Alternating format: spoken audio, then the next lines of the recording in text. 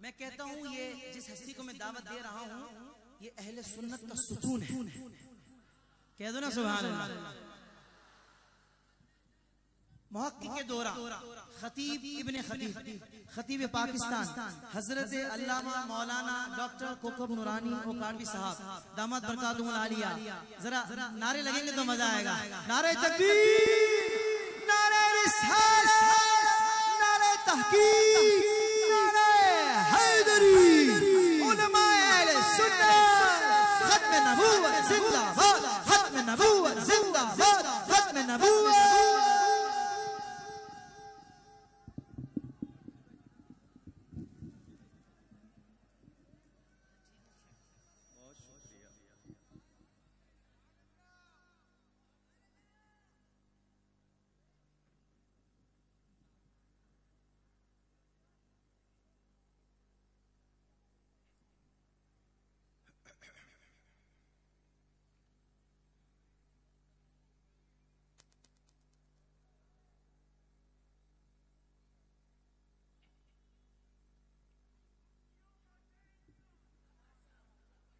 الحمد لله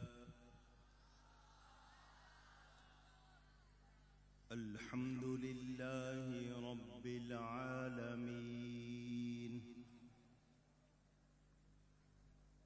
والعاقبة للمتقين والصلاة والسلام على رسوله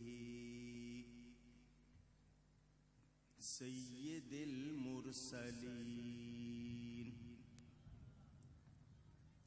شفیع المذنبین سید الاولین والآخرین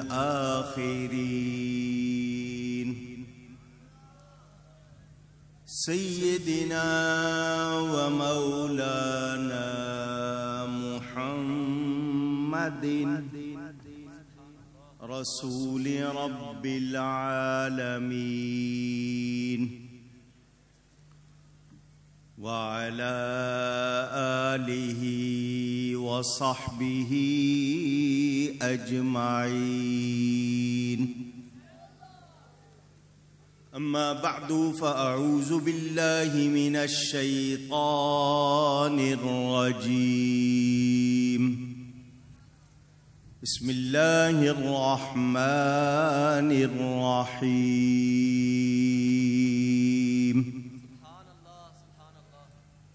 ولكن رسول الله وخاتم النبيين صدق الله العلي العظيم. محبت کے ساتھ ایک مرتبہ دروشی پڑھ لیجئے. اللهم صل على سيدنا ومولانا محمد معدن الجود والكرم وآله وصحبه وبارك وسلم. الصلاة والسلام عليك يا رسول الله. الصلاة والسلام عليك يا حبيب الله. الصلاة والسلام عليك يا رحمة للعالمين وعلى آلك وأصحابك يا شفيع المذنبين. حمد و صلاة کے بعد مبارکباد پیش کرتا ہوں فاضل نوجوان محترم مولانا نثار علی اجاگر صاحب کو، ان کے ساتھیوں میں حافظ محمد طاہر صاحب اور ایک ایک فرد کو جنہوں نے ایک عرصے سے سالانہ ختم نبوت کانفرنس کا انعقاد کیا۔ اس کے لیے ان کے شب و روز کس طرح گزرے، کتنی محنت کی، اللہ تعالی اس کو قبول فرمائے۔ عمر کے ڈھلنے پر خوشی ہوئی کہ ایسے نوجوانوں کو دیکھ رہا ہوں جو ہماری صدائیں بلند رکھ رہے ہیں۔ آپ نے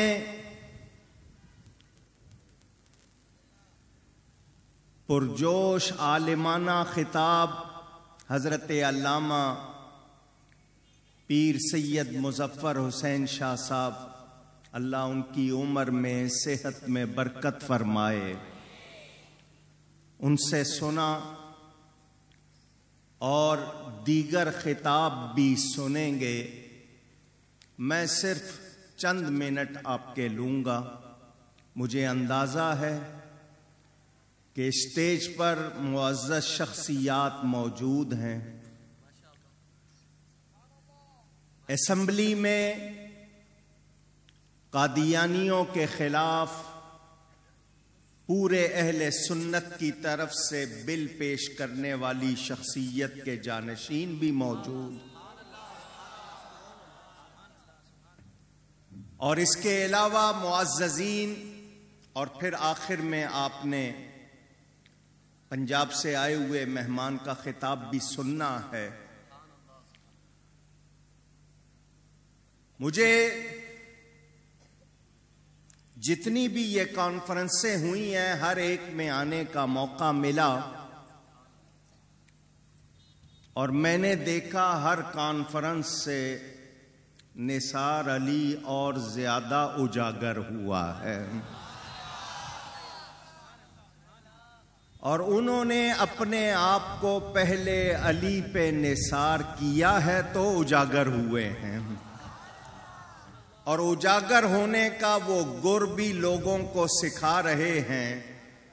جس کو اجاگر ہونا ہے وہ آئے اور حضور صلی اللہ علیہ وسلم کا نام لے، اجاگر ہو جائے گا۔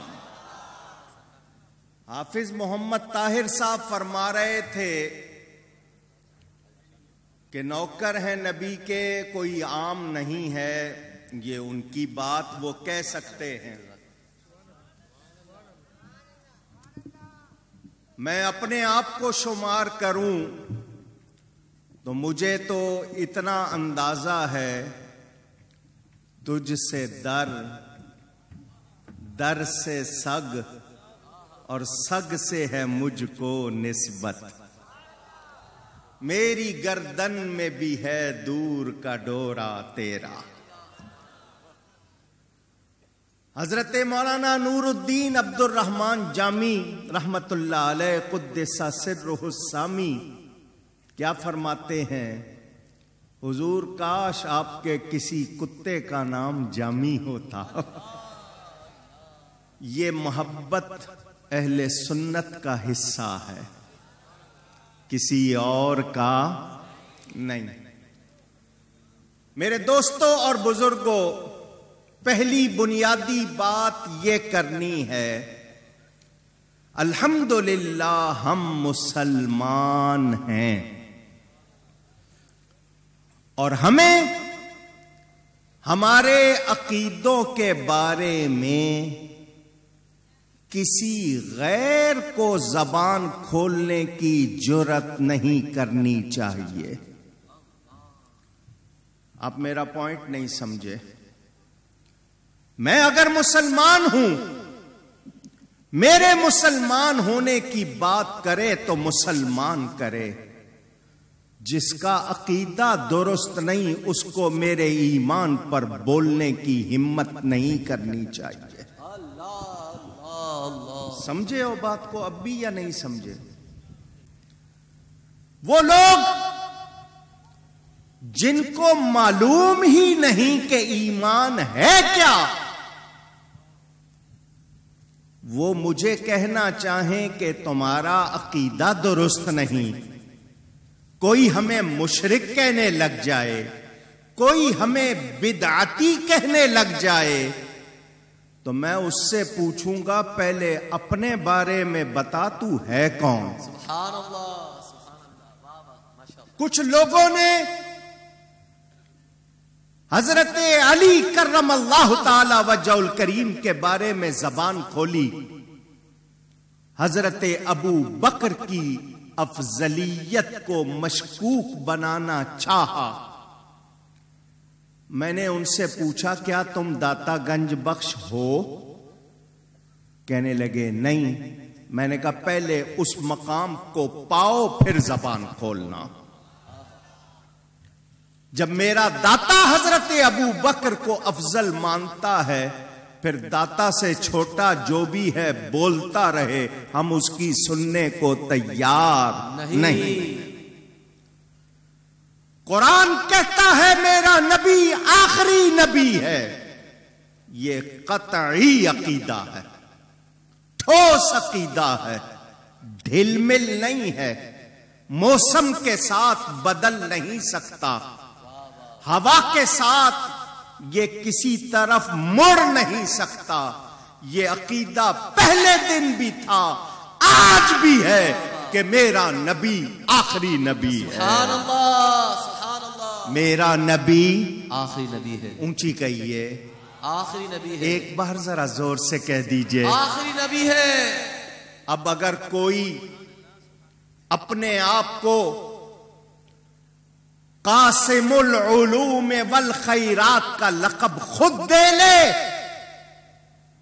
تحذیر الناس لکھ لے، خود کو حجت الاسلام کہلا لے، اور کہے کہ خاتم النبیین کا معنی آخری نبی نہیں، تو ایسے شخص کی کوئی بات بھی مسلمان کے لیے قابل قبول نہیں۔ سمجھ آئی یہ بات؟ نہیں آئی۔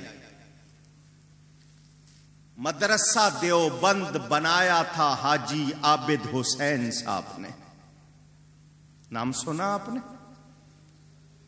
حاجی عابد حسین صاحب نے مدرسہ دیوبند بنایا تھا۔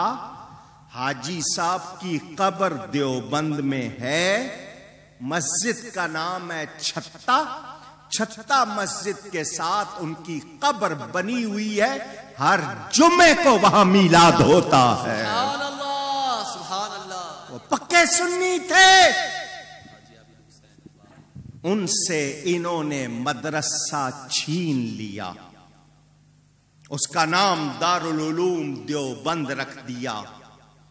حاجی صاحب الگ ہو گئے، جس نے مدرسے پر قبضہ کیا وہ یہ کہتا ہے کہ خاتم النبیین کا معنی آخری نبی نہیں۔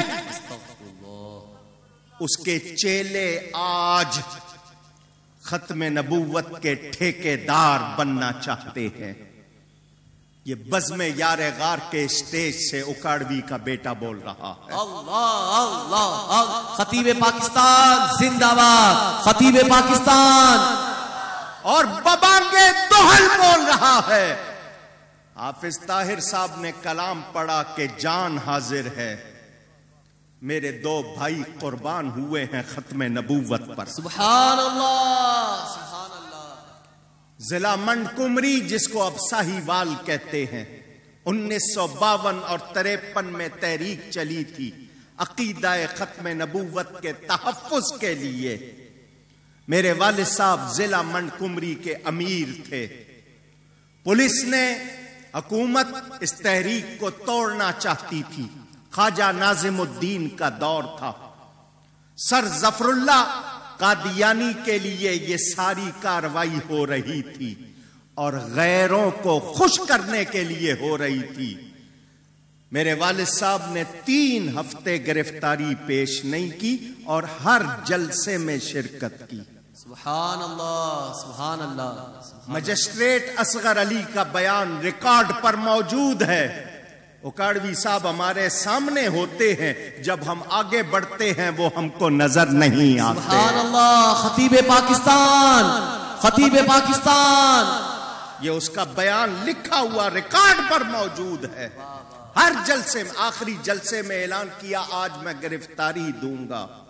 گرفتار ہوئے. ایک فوج تھی 7 نوجوانوں کی. 3 ہفتے تحریک چلائی، ایک بھی شیشہ، ایک پتا ٹوٹنے نہیں دیا. سبحان اللہ. خون ریزی نہیں کی، کیونکہ سنی امن کی علامت ہے. سبحان اللہ. تخریب کاری سے کسی سنی کا کوئی تعلق نہیں. اونچی کہیے نہیں ہے. 1400 سال کی تاریخ میں کوئی سنی کبھی دہشت گرد نہیں ہوا اور انشاءاللہ نہیں ہوگا. لیکن سنیوں کو کمزور نہ سمجھنا. جب بھی قربانی کا موقع آتا ہے سنی ہی آگے ہوتا ہے. سبحان اللہ. وہ غازی علم دین ہو یا غازی عبد القیوم ہو، سنی تھے یا نہیں؟ سنیوں ایک بات بتا دوں، ناراض تو نہیں ہوگا. قربانی کا موقع قریب ہے. آپ کے علماء آپ کو بتاتے ہیں نا، جس جانور میں عیب ہو اس کی قربانی نہیں ہوتی. سبحان اللہ. نعرہ تکبیر، نعرہ رسالت، نعرہ رسالت، نعرہ رسالت.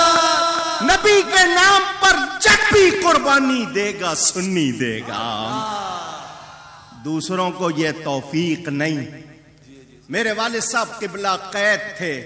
میرے 2 بڑے بھائی، منیر احمد کی عمر 2.25 سال تھی. میرے ان سے چھوٹے دونوں بڑے تھے. دوسرے کا نام تنویر احمد تھا، اس کی 1.25 سال کی عمر تھی. ایک کا انتقال ہوا، 8 دن کے بعد دوسرے کا انتقال ہو گیا. والد صاحب جیل میں تھے. ڈپٹی کمشنر خود آیا، الگ بلا کے کہا آپ کے 2 بیٹے وفات پا گئے ہیں، گھر میں بہت غم ہے، صدمہ ہے. آپ کی یہی 2 اولادیں تھیں، ختم ہو گئیں. آپ معافی نامے پر دستخط کر دیں. میں معافی نامہ چھپا کر رکھوں گا، کسی پر ظاہر نہیں کروں گا، آپ کو رہائی مل جائے گی. والد صاحب حسینی تھے. اللہ. سبحان اللہ. سبحان اللہ. خطیب پاکستان، خطیب پاکستان. فرمایا 2 بیٹے گئے ہیں، میری جان بھی چلی جائے گی، میں معافی نامے پہ دستخط نہیں کروں گا. تو دنیا سے معافی نامہ چھپا سکتا ہے، نبی سے کیسے چھپائے گا؟ اللہ. نعرہ تکبیر، نعرہ رسالت.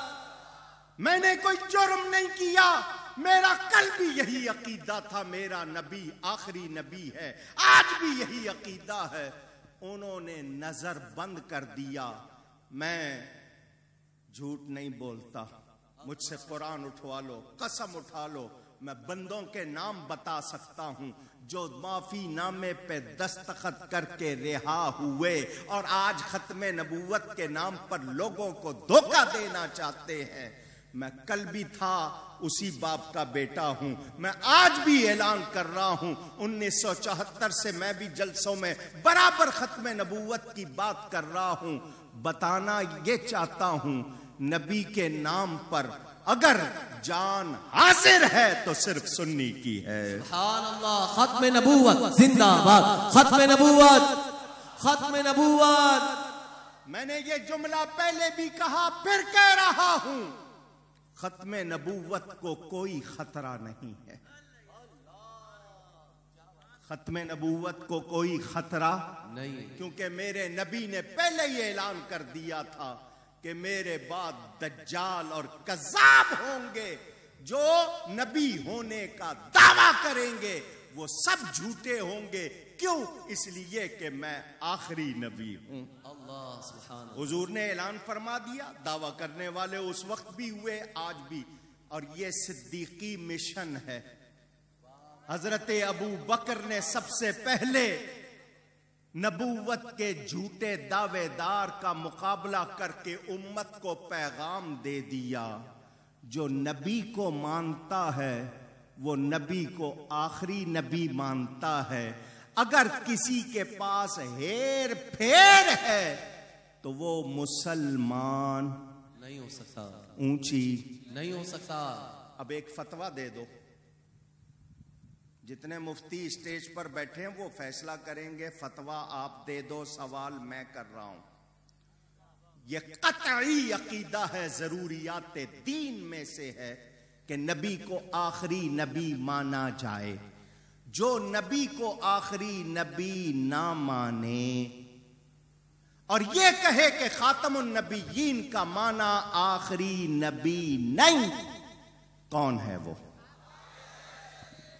کتنے اچھے مفتی ہو آپ لوگ. دیر نہیں لگائی آپ نے, کھٹ سے فتویٰ دیا. بدل تو نہیں دو گے؟ کیونکہ بہت سے مفتی ایسے ہوتے ہیں جو فتویٰ بدل دیتے ہیں. پہلے کہتے ہیں عورت کو ووٹ دینا جائز نہیں, جو دے گا اس کا نکاح ٹوٹ جائے گا. پھر اسی عورت کا بستہ پکڑ کے چل رہے ہوتے ہیں. دیکھا نا آپ نے بھی ان لوگوں کو. مگر ان کو سن لینا چاہیے.